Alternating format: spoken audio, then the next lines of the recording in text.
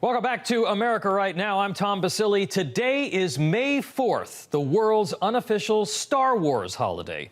4 decades ago now, filmmakers transported audiences to a galaxy far, far away in the summer of 1977, and Star Wars was born, spawning more than 8 films, multiple television series, comic books, novels, and so much more. It was the first true Hollywood blockbuster, and it has become a cultural phenomenon with a positive message. So, as we say, may the 4th be with you today. We are looking at the impact of the franchise on American culture with Stephen Kent. He is the founder of GeekyStoics.com and the author of How the Force Can Fix the World, Lessons on Life, Liberty, and Happiness from a Galaxy Far, Far Away. Stephen, thank you for being here. We wanted to do this. It actually, since the show falls on May 4th, we said we have to do something about Star Wars. The movies, particularly the first 3, have now influenced 3 generations of Americans and certainly people around the world. Why are so many people drawn to Star Wars?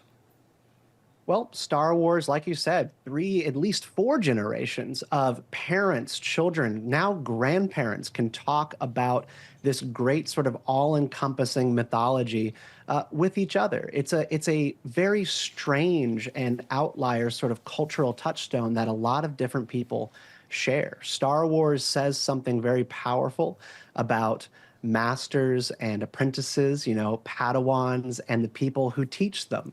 It's a story about generational change. It's obviously a story about good and evil. And it has united a lot of people, the Star Wars fan base, for many decades around the idea that anybody can be a hero if they're willing to step up to the plate and swing. Stephen, when was the first time that you realized that this was going to have such an impact on your life? Gosh, so I became a deep Star Wars fan in about 2004 when the Star Wars prequels were coming out. So that was episodes 1, 2, and 3. And, I finally made friends in high school, really just around a love of the Star Wars prequels. I ended up going to see episode 3, Revenge of the Sith, in theaters with my best friends. And it has just become a huge part of my life. It's how I make friends as an adult.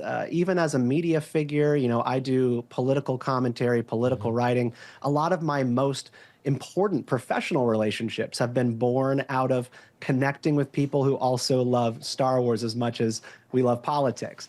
And so it's just a way for people to break the ice and get to know one another. And ever since I set off to write this book, How the Force Can Fix the World, it's just been a wonderful way to network with people and talk about why Star Wars is meaningful.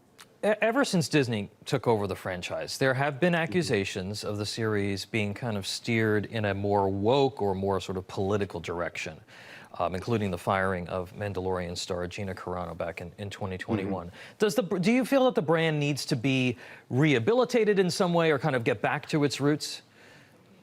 The brand does need to get back to its roots in the sense that Star Wars is less about identity than it is about politics and good versus evil. Star Wars has always been political. George Lucas's trilogies were deeply political and history-focused films. He was very open about the prequel trilogy being an indictment of capitalism and the George W. Bush administration, and that's fine. That's the politics of George. He's an old school 1970s liberal Democrat.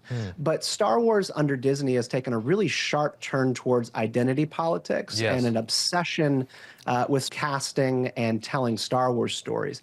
And that's really not a great place for Star Wars to be when we talk more about the diversity of casts than we do about the impact of these stories and how they can apply to people's lives. Yeah, and that's, the message is what's getting lost in all of this. And, Stephen, young people in particular are searching for meaning in this country.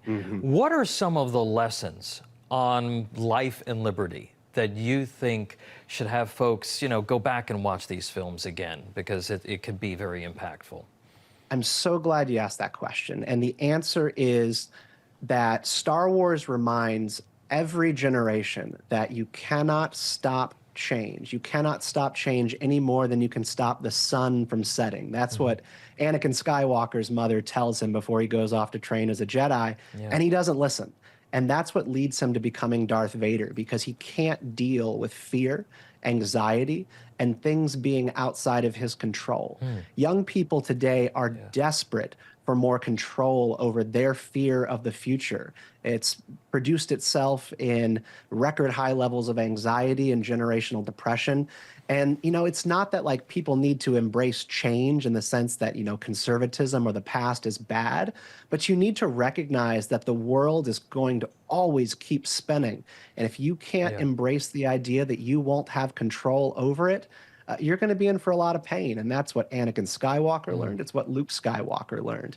And it's what we all need to learn as people. Stephen, before we go, I know you've got some props with you. You've got some of your favorite items. Just show me real quick some of the stuff you've got, because you're such a super fan. I'm a green lightsaber guy, so green lightsabers are very important. So I also keep handy my Luke Skywalker Return of the Jedi lightsaber at all times, just to keep me company as my Emperor Palpatine desk piece, and BB-8, cute droid, one of the greatest things that Disney ever did for Star Wars.